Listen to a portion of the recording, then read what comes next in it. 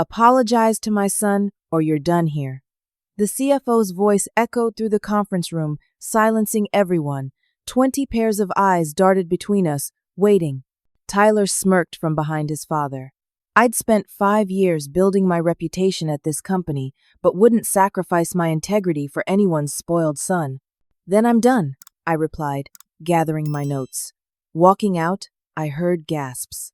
I didn't know then that my resignation would trigger a corporate meltdown, or that the company's top lawyer would soon be screaming in the CEO's office about federal investigations. My name is Angelique Patterson, and until last month, I was a senior financial analyst at Westridge Capital, one of the fastest-growing investment firms in Boston. I'd worked my way up from an entry-level position, fresh out of graduate school, to becoming one of the most trusted analysts on the team. My attention to detail and commitment to compliance standards had earned me the nickname the Auditor from my colleagues, though always with a tone of respect rather than mockery. I still remember my first day at Westridge, clutching my leather portfolio like a shield as I navigated the intimidating glass and steel office building. The company managed over $2 billion in investments, and the pressure to perform was intense but exhilarating. My first boss, an older gentleman named Frank, had taken me under his wing and taught me that in financial services our reputation was everything. "Numbers don't lie, Angelique," he would say, "but people presenting those numbers sometimes do.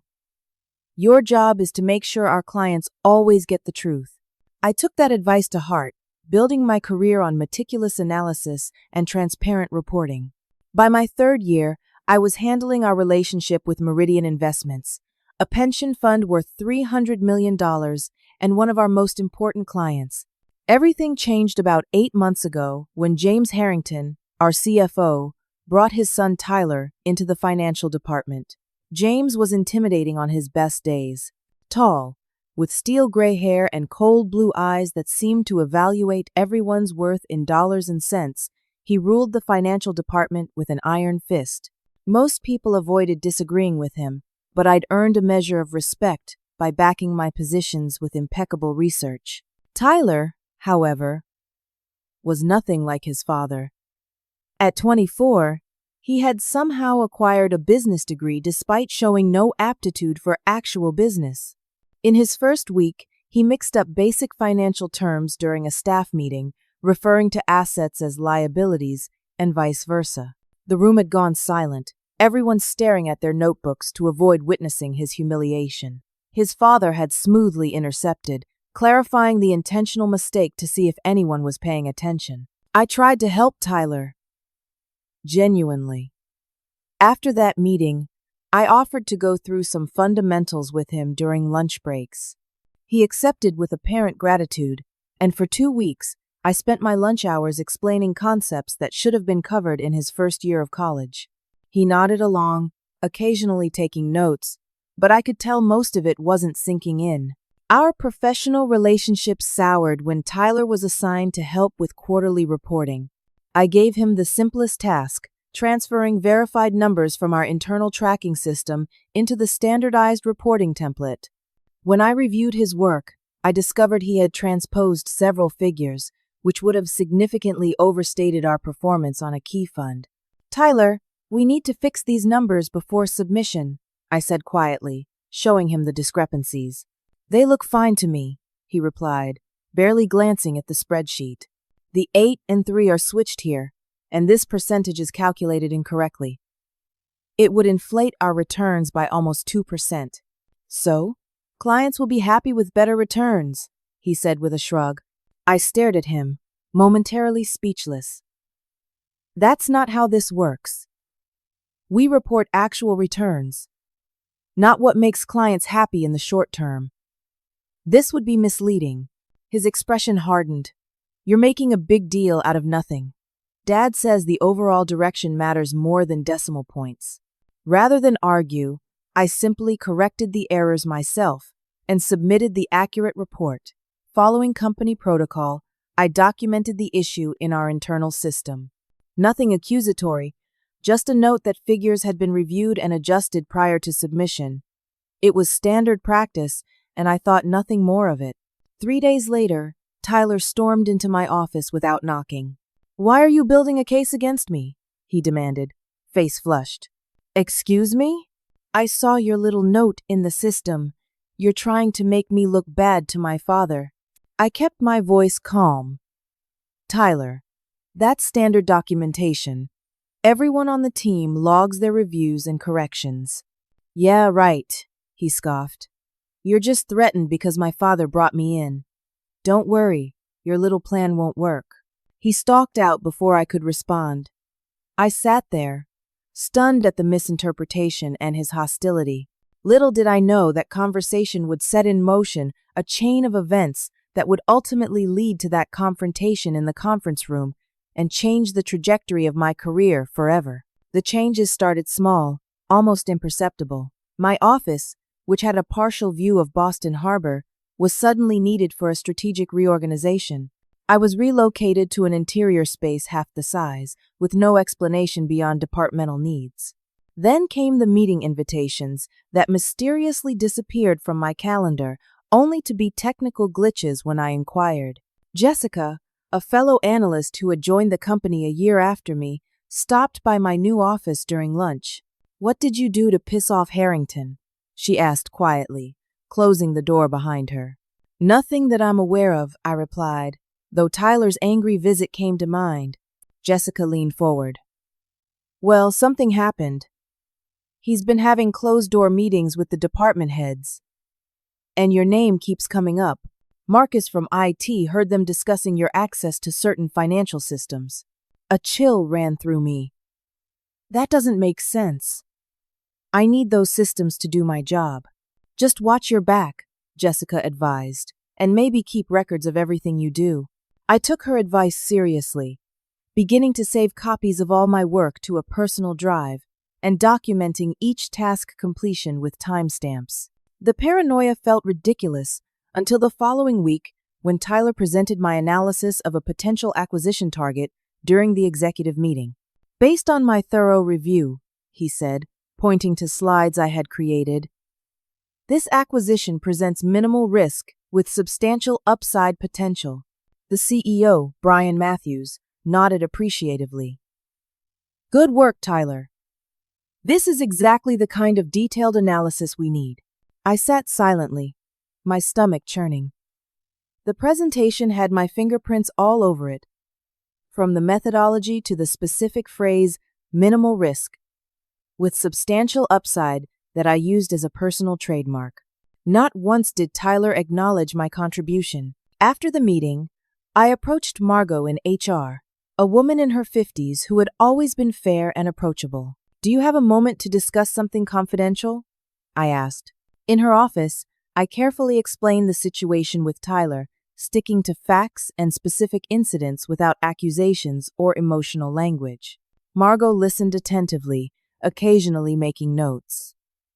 "I appreciate you bringing this to my attention, Angelique. This is concerning, especially given your history of excellent performance. Let me look into it and get back to you." I felt relieved walking out of her office, but that relief was short-lived. Days passed with no follow-up. When I finally approached Margot again, her demeanor had completely changed. "These situations are complicated, Angelique," she said stiffly. "Tyler is still learning the ropes, and senior staff are expected to support newer team members." "Supporting is one thing," I countered. "Having my work presented as someone else's is another." "Perhaps there was a misunderstanding about collaborative efforts," she suggested, not meeting my eyes.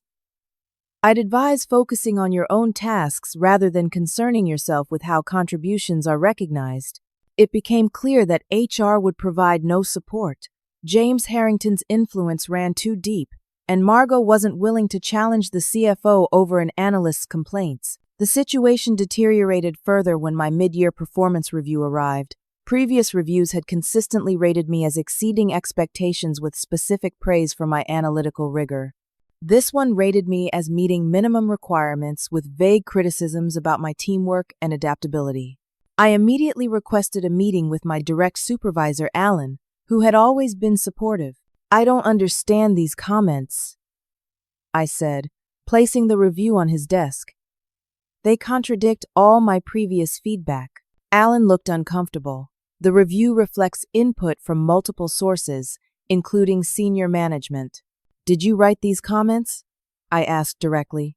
He hesitated. I contributed to the assessment. Alan, you've praised my team collaboration repeatedly. Just last month, you highlighted my work with the junior analysts as exemplary. He shifted in his seat. Perspectives change, Angelique. The department has new priorities. New priorities or new favoritism? I regretted the words as soon as they left my mouth. Alan's expression hardened. I suggest you adapt to the current environment rather than questioning it. Not everyone succeeds in changing circumstances. I left his office feeling utterly alone. Colleagues who once sought my input now avoided eye contact in the hallways. Lunch invitations ceased. I had become professionally radioactive. Through it all, I continued doing my job with the same attention to detail and commitment to accuracy. If anything, I became more meticulous, knowing that mistakes would likely be magnified and used against me. Then came the bombshell. Tyler was assigned to lead the quarterly presentation for Meridian Investments, our $300 million client. This was my account, my relationship that I had carefully nurtured for 2 years. We're giving Tyler more client-facing opportunities, James announced during a department meeting, not even glancing in my direction. Angelique will provide support materials. I spent the weekend preparing comprehensive briefing documents for Tyler, knowing that a poor presentation could jeopardize our relationship with Meridian. When I sent them over, his only response was a curt "got it." Curious about how he was adapting my materials, I accessed the shared drive to review his presentation the night before the meeting. What I found made my blood run cold. Tyler had altered my conservative growth projections, inflating them by nearly 3 percentage points.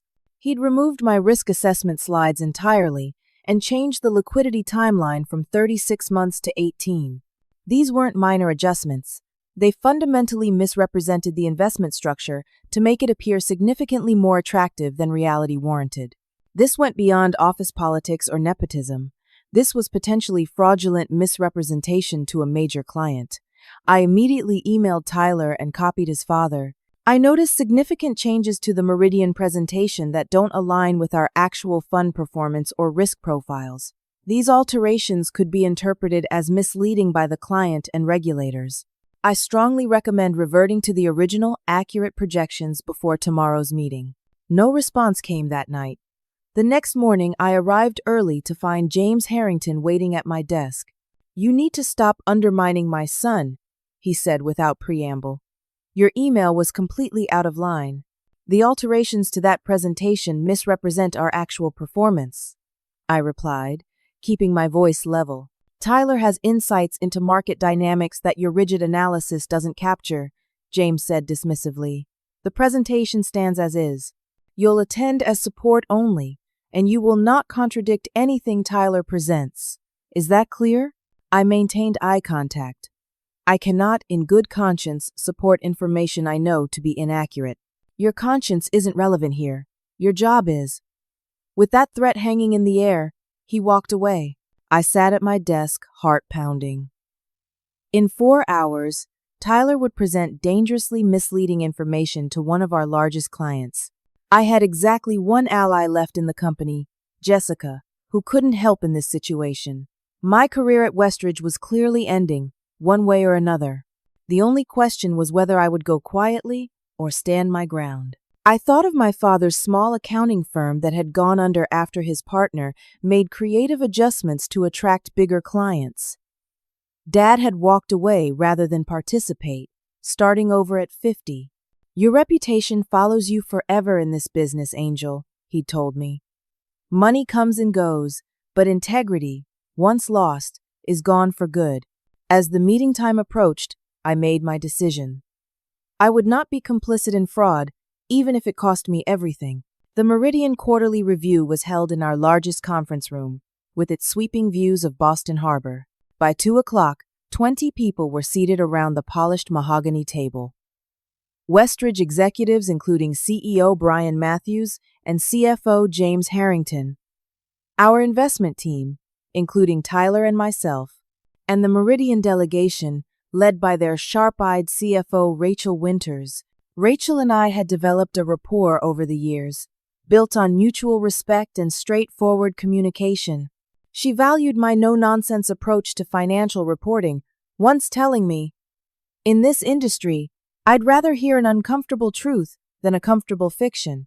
Today, she nodded at me from across the table, then looked curiously at Tyler, who was setting up his presentation at the head of the room. "Before we begin," Rachel said, "I was expecting Angelique to lead us through the quarterly performance, as usual." James Harrington stepped in smoothly. "We're expanding our client relationship team." Tyler has been deeply involved in analyzing Meridian's portfolio and has some exciting projections to share.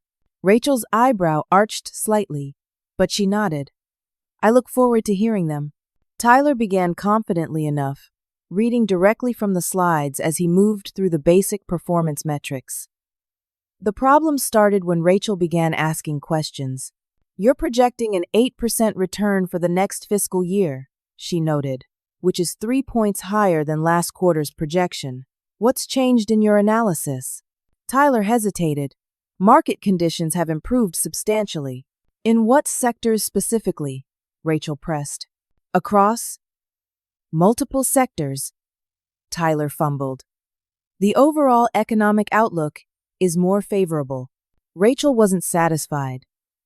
"That's interesting, because our internal analysts are seeing increased volatility, particularly in the tech sector, where 30% of our portfolio is allocated." Tyler glanced desperately at his father. "Well, our models show different results." "Could you walk us through those models?" Rachel asked. The room grew uncomfortably quiet as Tyler struggled to explain modeling that he hadn't created and didn't understand. He began making statements that directly contradicted regulatory guidelines about risk disclosure. Essentially, the 18-month liquidity timeline presents minimal risk, he claimed. "We could potentially accelerate returns by leveraging across fund categories." I watched Rachel's expression shift from skepticism to concern. What Tyler was suggesting wasn't just optimistic. It bordered on illegal fund management. Cross-leveraging between Meridian's pension categories would violate their charter. I sat silently, a war raging inside me. If I spoke up, my career at Westridge was over. If I remained silent, I would be complicit in misleading a client about their $300 million of pension funds that represented the financial futures of thousands of people. "Excuse me," I said, interrupting Tyler's increasingly problematic explanation. "I believe there's been a misunderstanding about the structural limitations of the Meridian funds." All eyes turned to me. James Harrington's glare could have melted steel. "The liquidity timeline remains 36 months as previously established," I continued calmly. "And our internal models actually suggest maintaining the 5% growth projection given market conditions and the conservative mandate of these pension funds." Rachel sat forward. "That aligns more closely with our expectations. Can you elaborate on why these projections differ so significantly from what we just heard?"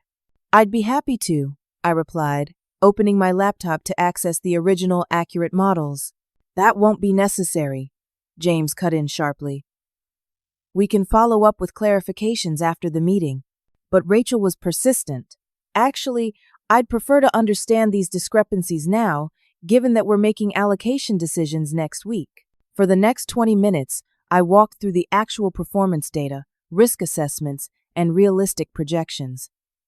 Tyler sat rigid in his chair, his face flushed with humiliation. James Harrington's expression grew darker by the minute. When the presentation concluded, Rachel thanked me directly. "This is the kind of transparent analysis we've come to expect from Westridge." "I appreciate your clarity, Angelique."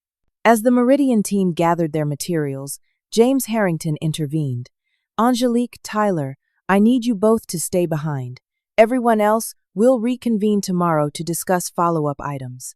The room cleared quickly. Brian Matthews, our CEO, hesitated at the door but ultimately left without a word, unwilling to challenge his CFO. When the door closed, James exploded. "What the hell was that?" he demanded, looming over me. You deliberately undermined my son and contradicted our official presentation. I provided accurate information to our client, I replied, struggling to keep my voice steady. The presentation contained serious misrepresentations. You don't determine what's appropriate to present, he snapped. Tyler was authorized to make adjustments based on broader strategic considerations. Those adjustments could potentially violate securities regulations, I said. Tyler, who had been silent until now, suddenly joined in. You just couldn't stand to see me succeed, could you? You've been gunning for me since day one, looking for ways to make me look bad. That's not true, I protested. I tried to help you. I spent weeks trying to train you. You set me up. Tyler's voice cracked with emotion. You gave me faulty information and then swooped in to play the hero. Do you know how humiliating that was? In front of everyone? I was stunned by this complete reversal of reality. The original presentation I prepared was accurate. You changed the numbers. Enough, James thundered. The fact remains, Angelique, that you publicly contradicted a presentation approved by the CFO of this company. That is completely unacceptable. By now, other team members had gathered outside the glass walls of the conference room, watching the confrontation unfold. James noticed them too, but seemed beyond caring. This ends now, he continued, pointing his finger at me. You will apologize to my son for your unprofessional behavior, or you're done here. Right now, in front of everyone. 20 pairs of eyes stared through the glass. Tyler stood beside his father, a mixture of anger and smug anticipation on his face.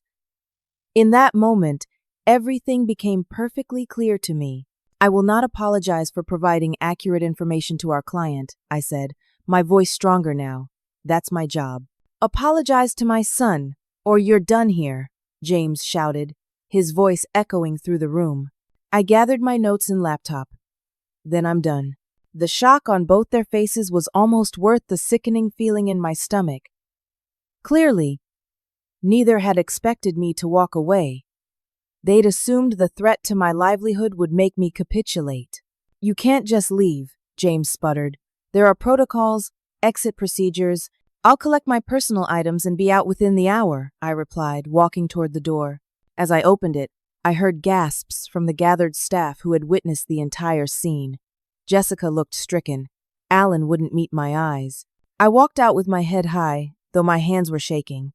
5 years of building my career at Westridge, gone in an instant. Yet, somehow, alongside the fear and uncertainty, I felt something unexpected. Relief. The drive home from Westridge Capital was a blur. Traffic noise faded to background static as my mind raced through the implications of what I'd just done. 5 years of 60-hour weeks, missed family gatherings, and postponed vacations all sacrificed for a career that had just gone up in flames. My apartment felt foreign when I arrived, like I was seeing it for the first time. Sunlight streamed through the living room windows, illuminating dust particles dancing in the air. How strange that the world continued normally when my life had just imploded. I kicked off my heels and sank onto the couch, finally allowing the emotions to surface. Tears came hot and fast, a release of tension rather than sadness. What had I done? Was standing on principle worth the cost of financial insecurity and a potentially damaged reputation in the industry? My father's voice echoed in my mind. Gordon Patterson had built his accounting firm from nothing, serving small businesses in our community with the same care and attention, whether they were paying him hundreds or thousands. When his partner suggested creative accounting to attract larger clients, Dad had walked away, starting over at 50 with nothing but his integrity intact. The money will sort itself out, Angel, he told me during that difficult time. But once you compromise who you are, that damage can't be undone. I reached for my phone to call him, then remembered he and Mom were on a cruise celebrating their 40th anniversary. This was my mess to sort through alone. Sleep eluded me that night. I stared at the ceiling, calculating my financial runway. 6 months of living expenses and savings. No major debts aside from student loans. Enough time to find another position. assuming James Harrington didn't blackball me throughout the industry. Around 3 in the morning, my phone buzzed with a text from Jessica. What happened after you left was insane. Call me when you can. By morning, I had reached a strange sense of calm. Whatever came next, I wouldn't face it lying down. My roommate Dana emerged from her bedroom as I made coffee.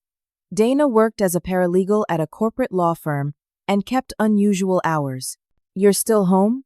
She asked, surprised to see me on a Wednesday morning. Sick day?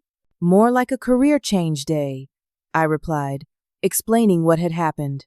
Dana's expression shifted from surprise to concern to something resembling alarm. Wait, she interrupted. Go back to the part about the altered financial projections. Were these for actual client funds? Yes, for a pension fund worth around $300 million. And the original documents with your projections, you still have those? Of course. I keep copies of all my work. Dana set down her coffee mug. Angelique, what you're describing could potentially constitute securities fraud. Intentionally misrepresenting investment performance or risk to clients is a serious violation. I thought it was just Tyler being careless or overly optimistic, I said slowly. Maybe, Dana conceded. But if his father knew and approved those changes, that's a whole different level of problem, especially for a company managing billions in investments. The implications began to sink in. This wasn't just about office politics or my career. There were potentially legal ramifications that extended far beyond my personal situation. My phone rang. Unknown number. Angelique? This is Rachel Winters from Meridian Investments. I nearly dropped the phone in surprise. Rachel, hello. I hope you don't mind me calling your personal number. I got it from your email signature. Her voice was carefully measured. I wanted to check in after yesterday's unusual meeting. I appreciate that, I replied cautiously. What you did took courage, she continued. Those discrepancies were significant, and I'm concerned about what they might represent. Is there something larger happening at Westridge that Meridian should be aware of? I chose my words carefully. I can only say that I felt ethically obligated to provide accurate information about your investments. I understand. Rachel paused. You should know that I've requested a full audit of Meridian's positions with Westridge, and I've also expressed my concerns to Brian Matthews about yesterday's presentation. After we hung up, my phone immediately rang again. Then again. 3 colleagues from Westridge, all reporting chaos at the office. An emergency board meeting had been called. James and Tyler Harrington were closed in the conference room with legal counsel. Brian Matthews looked like he was about to have a stroke. With each call, the magnitude of what was unfolding became clearer. This wasn't just about me refusing to apologize to an entitled executive's son. I had inadvertently exposed potential fraudulent practices at one of Boston's most respected financial firms. You need to document everything, Dana advised. Every conversation, every file, every interaction related to this situation. I spent the afternoon organizing my evidence. Emails, original financial models, documented changes, meeting notes. The picture they painted was disturbing. What I had perceived as Tyler's incompetence now looked more like a pattern of deliberate misrepresentation, with his father's knowledge and protection. That evening, I made a decision. Rather than just walking away, I would return to Westridge one last time to formally submit my resignation. I would conduct myself professionally, transfer any necessary information for ongoing projects, and leave with my dignity intact. I drafted a resignation letter that was factual and unemotional, explaining that I could not continue at a company where providing accurate information to clients was grounds for termination. I made no accusations but was clear about the reason for my departure. The next morning, I dressed carefully in my most professional outfit, a navy suit that always gave me confidence. I made copies of my resignation letter and backed up all my documentation to a secure cloud drive, just in case. Walking into Westridge felt surreal. Security didn't stop me, as my badge still worked. The atmosphere in the office was tense, with hushed conversations stopping abruptly as I passed. As I approached my office, James Harrington intercepted me in the hallway. His customary intimidating demeanor had transformed into smug condescension. "Back so soon?" he asked, blocking my path. "I figured you might reconsider your dramatic exit once you'd calmed down." "I'm here to submit my formal resignation," I replied evenly. He smirked, misreading my professionalism as capitulation. "Hope you learned your lesson about the proper chain of command in this company." I met his gaze steadily. "I did learn a lesson," I replied, holding up my resignation letter. "Several, actually." His smirk faltered slightly. "Well, these things happen.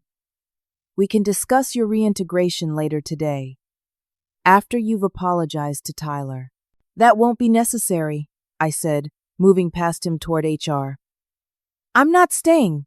"Don't be ridiculous," he called after me. "You're throwing away your career over a momentary disagreement." I continued walking, his voice fading behind me. The weight that had pressed on my chest for months lifted with each step. Whatever happened next, I was free.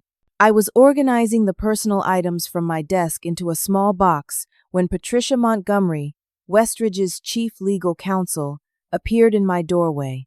At 50-something, with sharp features and perpetually skeptical eyes, Patricia had a reputation for ruthless efficiency in protecting the company's interests. "Miss Patterson," she said, her tone professionally neutral, "I understand you're leaving us." "That's correct," I replied, continuing to pack. "I've submitted my resignation to HR." Patricia stepped into my office, closing the door behind her. Her gaze fell on the stack of folders I was sorting through. "What materials are you planning to take with you?" she asked, a new edge in her voice. "Just personal items. Any company documents I've used are already on the shared drive." She moved closer, examining the papers on my desk. Those appear to be internal financial analyses. "Copies of my work product," I clarified. "I keep records of all projects I've completed." Patricia's expression hardened. "Company policy prohibits removing any business-related documents, regardless of who created them." "I'm aware of that policy," I said carefully. "These are my personal work notes and copies of models I developed, nothing confidential or proprietary." She reached for one of the folders, opening it before I could object. Inside were my original projections for the Meridian account, alongside copies of Tyler's altered versions, with my notations highlighting the discrepancies. Patricia froze, her eyes scanning the contents with growing intensity. "Where did you get these comparative analyses?" "I created them," I said, when I noticed significant alterations to my original projections before the Meridian presentation. "And you've been collecting these discrepancies for how long?" "I've been documenting inaccuracies in financial reporting for approximately 6 months," I replied. Deciding complete honesty was my best approach. Initially as part of standard quality control, but more systematically when I noticed a pattern developing. Patricia closed the folder with deliberate slowness. "I need to see everything you've documented." It wasn't a request. For the next 30 minutes, I walked Patricia through my organized evidence. Emails requesting corrections, original models with timestamps, altered versions, meeting notes where misrepresentations occurred, and client communications containing questionable assertions. With each document, Patricia's expression grew more grim. Occasionally, she made notes on her tablet, her fingers moving swiftly across the screen. She asked few questions, but those she did were incisive, focusing on dates, specific values, and who had access to which documents. Finally, she looked up from a particularly damning email exchange between Tyler and a junior analyst where he explicitly directed changing performance metrics before client reporting. "Does anyone else have copies of these materials?" she asked. "No," I said. "Though all the originals exist on the company servers, if someone knew where to look." Patricia stared at me for a long moment, as though recalculating a complex equation. "Wait here," she instructed, gathering several of the most concerning documents. "Do not leave, and do not speak to anyone." She exited briskly, pulling out her phone as the door closed behind her. Through the glass wall of my office, I could see her walking purposefully toward the executive suite, dialing as she went. 20 minutes passed, then 30. I continued organizing my things, increasingly curious about what was happening. The office beyond my glass walls seemed unusually active for mid-morning, with people moving quickly between departments and gathered in small, intense conversations. Patricia returned with James Harrington in tow. The CFO's typical commanding presence had diminished noticeably. His face was ashen, his posture rigid with tension. "Miss Patterson," Patricia began formally, "I've discussed your documentation with Mr. Harrington. The company would like to propose an amicable separation agreement." James wouldn't meet my eyes. "What kind of agreement?" I asked. "Westridge would provide 6 months severance and favorable references in exchange for your discretion regarding internal company matters and the return of all documentation in your possession." "And a non-disclosure agreement, I assume?" Patricia nodded. Standard in these situations. I considered my options. The severance would provide financial security while I sought new employment, and positive references would help overcome any industry gossip about my departure. "I need time to consider this offer," I said finally, "and possibly consult with my own legal counsel." James Harrington's head snapped up. "What's there to consider? It's a generous package." Patricia shot him a warning look before turning back to me. "Of course! We can give you 24 hours to review the terms. We'll have the paperwork drawn up immediately." As they turned to leave, a commotion erupted in the hallway. Brian Matthews, our normally composed CEO, was striding toward us, his face flushed with anger. "James," he called out, "I just got off the phone with Rachel Winters. Meridian is pulling their entire portfolio pending a full audit. What the hell is going on?" James paled further. "Brian, we should discuss this privately." "Too late for privacy," Brian snapped, noticing me standing in my office. "Angelique, you're still here? Good. I need to understand exactly what happened in that Meridian meeting." Before James could intervene, Patricia stepped forward. "Mr. Matthews, I strongly advise that we continue this discussion in the conference room. Miss Patterson was just leaving for the day while considering our separation offer." Brian looked between Patricia and James, realization dawning on his face. "Separation offer? You fired her over the Meridian presentation?" "She resigned," James said stiffly. Brian turned to me. "Is that true?" After being told to apologize to Tyler or be terminated, I clarified. "So yes, technically I resigned." The CEO's expression darkened further. "Conference room, all of you. Now." I finished my day at Westridge in a series of tense meetings, first recounting the Meridian presentation in excruciating detail for Brian, then walking Patricia and 2 associates from our legal department through my documentation. By 6 o'clock, I was emotionally exhausted, but officially on administrative leave pending further review, rather than resigned or terminated. As I finally left the building, Jessica caught up with me at the elevator. "It's absolute chaos," she whispered. "The board chairperson is flying in tonight for an emergency meeting. Rumor is the SEC might get involved." I felt a chill at her words. This had escalated far beyond what I'd anticipated when I stood my ground in that conference room. That evening, I called Dana's friend Mark Spencer, an attorney specializing in employment and securities law. He agreed to meet me for coffee the next morning. Mark turned out to be a reassuring presence, a calm, methodical man in his early 40s who listened without interruption as I recounted the entire situation. "Based on what you've described," he said when I finished, "you should be aware of several legal frameworks that might apply here. First, as an employee who reported potential securities violations, you likely qualify for whistleblower protections under the Dodd-Frank Act." "I didn't intend to be a whistleblower," I clarified. "I was just doing my job." "Intent doesn't matter," Mark explained. "The law protects employees who report what they reasonably believe to be violations of securities regulations, whether internally or to regulators.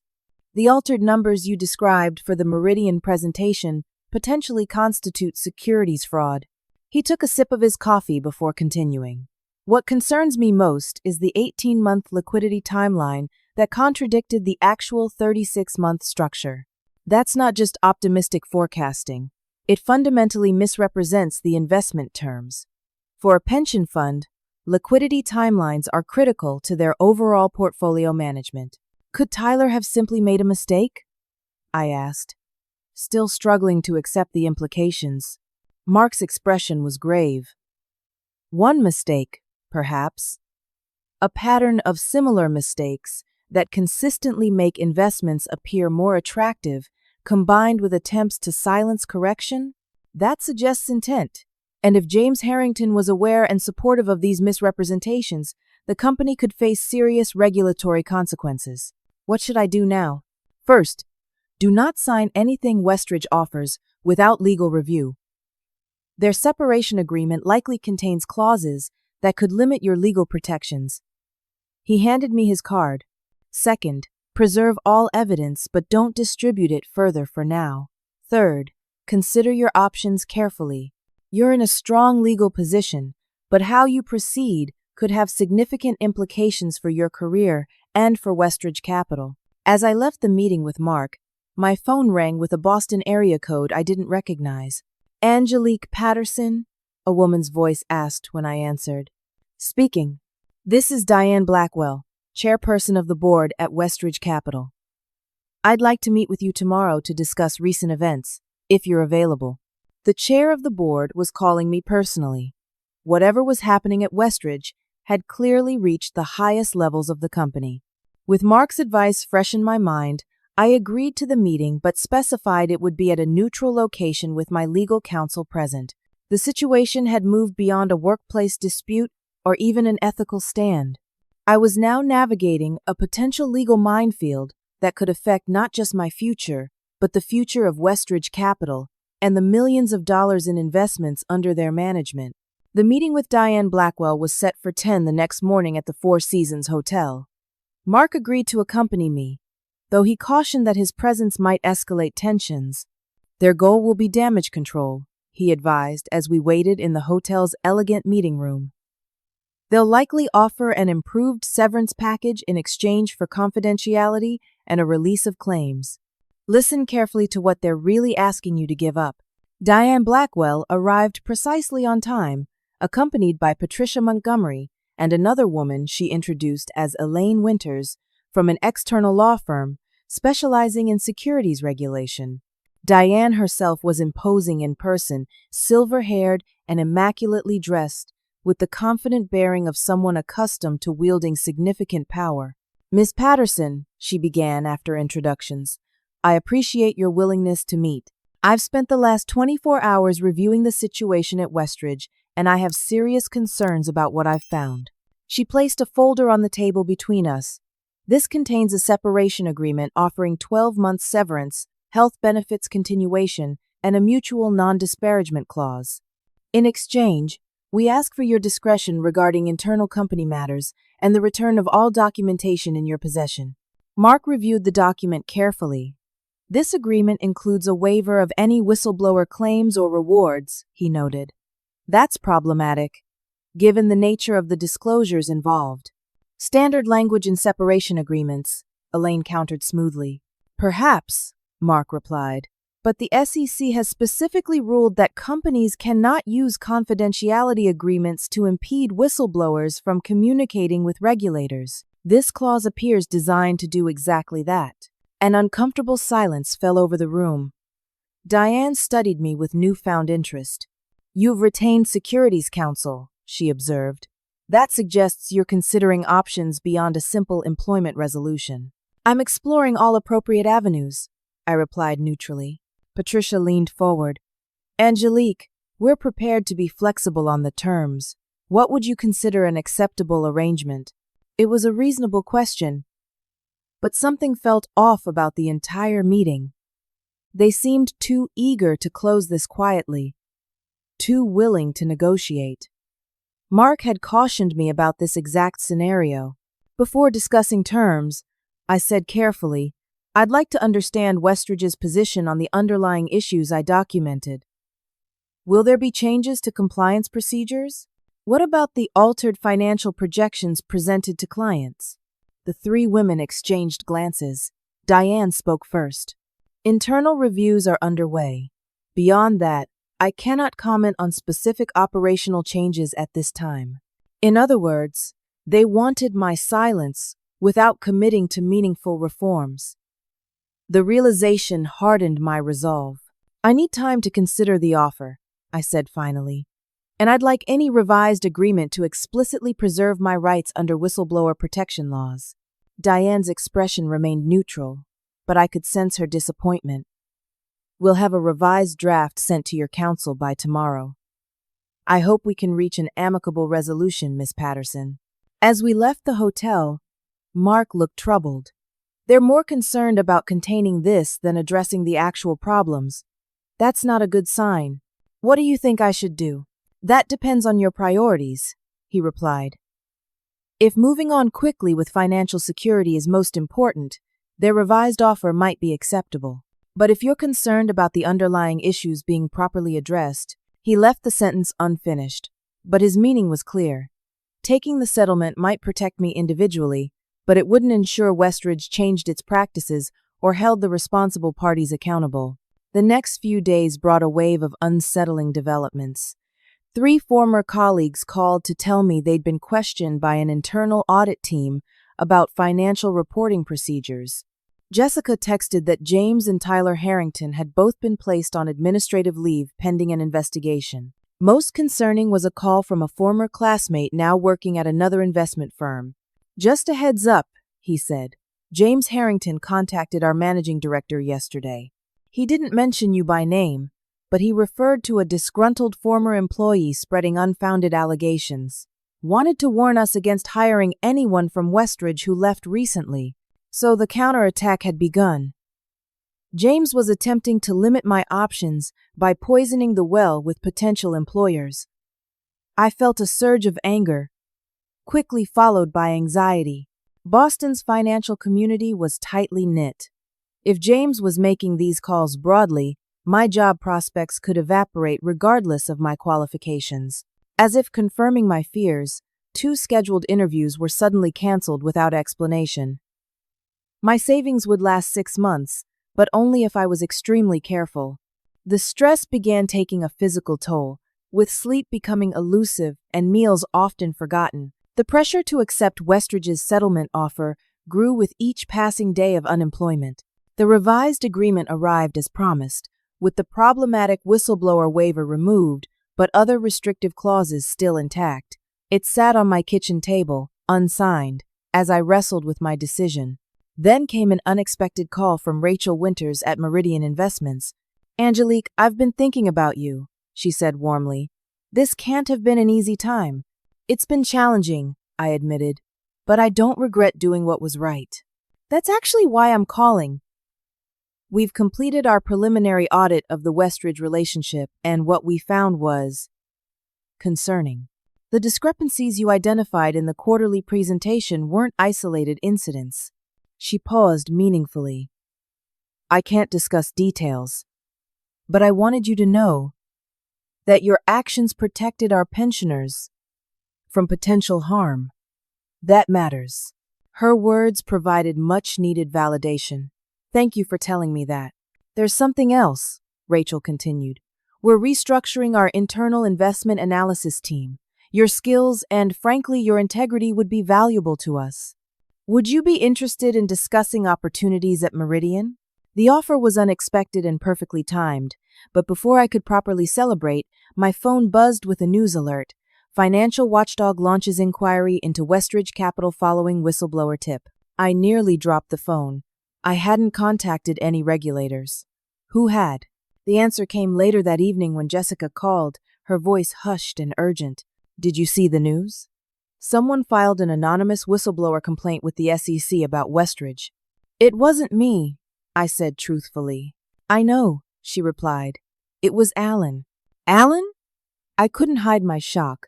My former supervisor had been firmly in James Harrington's camp, unwilling to stand up against the CFO's pressure. After you left and the internal audit started, Alan realized how exposed he was for approving some of those altered reports. He went to the SEC to secure his own whistleblower protection.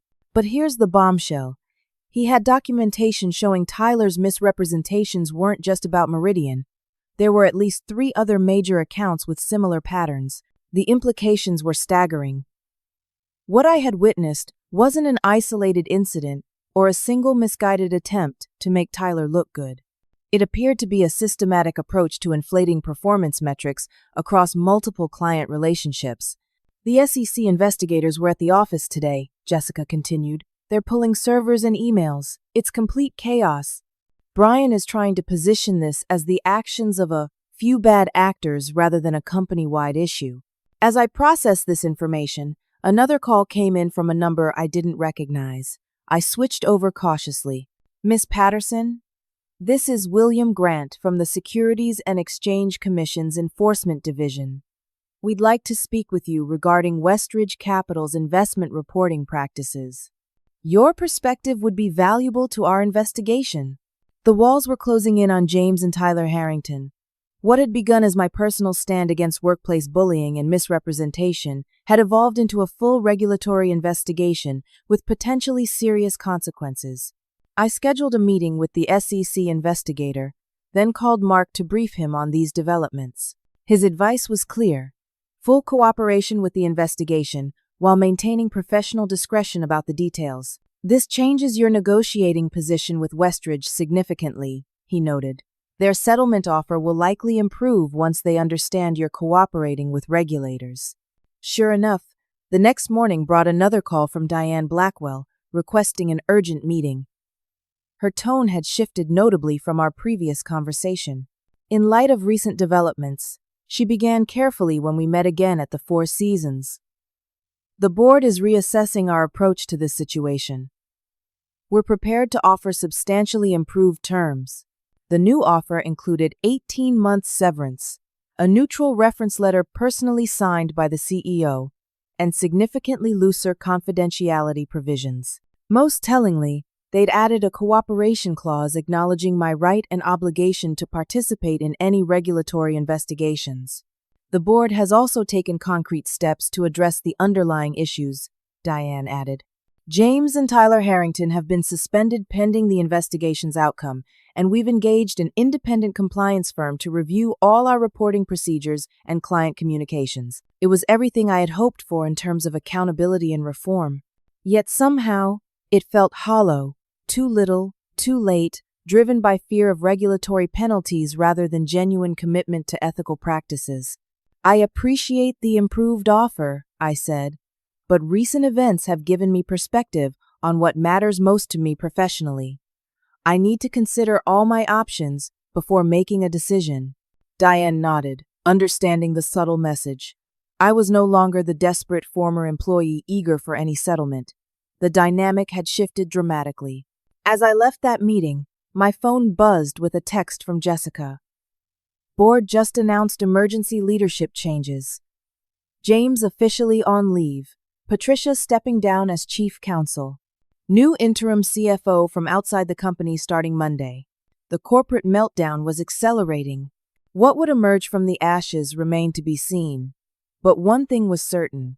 The culture of deception and intimidation that James Harrington had fostered was crumbling under scrutiny. The SEC investigation would take months, perhaps years, to fully conclude. But for me personally, the path forward was becoming clearer. Rachel's offer at Meridian represented not just financial security, but a chance to work in an environment that valued the very integrity that had cost me my position at Westridge. That night, I declined Westridge's settlement offer. Whatever compensation they might eventually provide through negotiation or legal proceedings, I wouldn't be bound by their confidentiality restrictions or dependent on their timeline. I was ready to move forward on my own terms. 3 months after walking out of that conference room, I sat in a different glass-walled office, reviewing investment performance reports for Meridian's educational endowment portfolio. Rachel had created a new position for me, senior compliance analyst, with responsibilities that perfectly matched my skills and ethical approach to financial reporting. My phone buzzed with a news alert. Westridge Capital settles SEC charges for $20 million. The accompanying article detailed how the company had agreed to pay the substantial penalty to resolve allegations of misleading clients about investment performance and risk profiles. James Harrington and Tyler were both named in the settlement, with James barred from serving as an officer or director of any public company for 5 years. The news wasn't surprising, but seeing it official brought a sense of validation. The system had worked, however imperfectly and slowly. My contemplation was interrupted by a call from a number I recognized. Westridge Capital. Angelique? This is Diane Blackwell. Hello, Diane, I replied, surprised to hear from the board chairperson after all this time. I imagine you've seen today's news, she said. The settlement with the SEC marks the end of a difficult chapter for Westridge, but it also represents an opportunity for renewal. I'm glad to hear that, I said, unsure where she was going with this. The board has spent these months completely restructuring our leadership and compliance frameworks. We've brought in a new CEO and CFO with impeccable reputations for ethical leadership, and we've implemented comprehensive reforms to our reporting procedures and accountability structures. She paused briefly. We're reaching out to you for 2 reasons. First, to thank you for having the courage to stand up for what was right. Despite the personal cost, your actions ultimately protected our clients and forced necessary changes at Westridge. I appreciate that acknowledgement, I said, genuinely touched by the gesture. Second, she continued, we would like to invite you to meet with our new executive team. Your insights would be valuable as we rebuild trust with clients and the industry. The request was unexpected. I'm not sure what I could contribute at this point. More than you might think, Diane replied. Your perspective as someone who recognized the problems and was willing to address them is exactly what we need. This isn't a job offer, though that door would certainly be open. It's an opportunity to help shape meaningful reforms in an industry that desperately needs them. I agreed to the meeting more out of curiosity than anything else. 1 week later, I walked back into Westridge's lobby for the first time since that dramatic day of confrontation and resignation. The physical space looked the same, but the atmosphere had transformed. Gone was the tense, fearful energy I remembered. The employees I passed seemed more relaxed, engaged in open conversation rather than hushed whispers. Diane greeted me warmly and introduced me to the new leadership team. CEO Samantha Wright, a respected industry veteran known for building ethical corporate cultures, and CFO Michael Tanner, whose background included a stint at the Treasury Department focusing on financial industry regulation. We've reviewed the full history of what happened, Samantha said after preliminaries. And we wanted you to know that your concerns were valid and your actions courageous. Michael nodded in agreement. We're implementing systemic changes to ensure nothing similar happens again. Every financial presentation now requires independent verification. Client communications are reviewed by compliance before distribution. And we've established anonymous reporting channels for employees to raise concerns without fear of retaliation. These were substantial reforms, addressing the exact weaknesses that had allowed James and Tyler to misrepresent investment performance. We'd also like your input on our new ethics training program, Diane added, particularly the modules on handling pressure from senior leadership to compromise standards. For the next 2 hours, I shared my experiences and suggestions openly. The new team listened attentively, taking notes and asking thoughtful questions. They seemed genuinely committed to transforming Westridge's culture, not just making superficial changes to satisfy regulators. As the meeting concluded, Samantha handed me an envelope. The board authorized this letter of apology and acknowledgement of your contributions to Westridge. It's not confidential. You're free to share it however you wish. Inside was a formal letter expressing regret for how I had been treated and crediting my professional integrity and courage with helping the company address serious issues before they caused irreparable harm. We also want you to know, Samantha continued, that there's a place for you at the new Westridge should you ever be interested. No pressure, just an open door. I was touched by the gesture, though my position at Meridian was fulfilling and secure. I appreciate that, but I'm happy where I am now. Completely understandable, Diane said with a smile. But the offer stands, regardless. As I prepared to leave, a familiar figure appeared in the doorway. Tyler Harrington, looking much changed from our last encounter. Gone was the entitled swagger, replaced by a subdued, almost hesitant demeanor. "Angelique?" he said quietly. "Do you have a minute?" Diane glanced at me questioningly. I nodded, curious despite myself. Tyler and I moved to a small meeting room nearby. He sat across from me, hands clasped tightly on the table. "I owe you an apology," he began, his voice steady but humble. "What I did was wrong. Taking credit for your work, altering your projections, lying about your intentions, all of it." I remained silent, waiting for him to continue. "I've had a lot of time to think these past months," he went on. "My father always taught me that success was about perception, not reality. That rules were for people without power. I believed him, and it nearly destroyed both our lives." Tyler looked up, meeting my eyes directly. "I'm not asking for forgiveness or a second chance. I just wanted you to know that I understand now what real professional integrity looks like, because I saw it in you that day in the conference room." His words seemed genuine, without the manipulation that had characterized our previous interactions. "What will you do now?" I asked. "Start over," he replied simply. "I'm taking night classes in accounting fundamentals. During the day, I'm working entry-level at a small local firm where no one knows my father. No shortcuts this time." As I left Westridge that afternoon, I felt an unexpected sense of closure. The company was rebuilding with better leadership and stronger ethical foundations.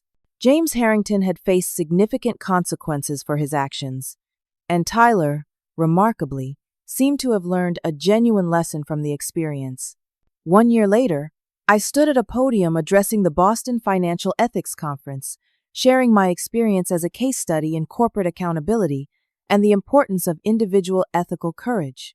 In the audience were faces both familiar and new. Rachel from Meridian, now a close friend and mentor. Jessica from Westridge, who had been promoted in the company's restructuring.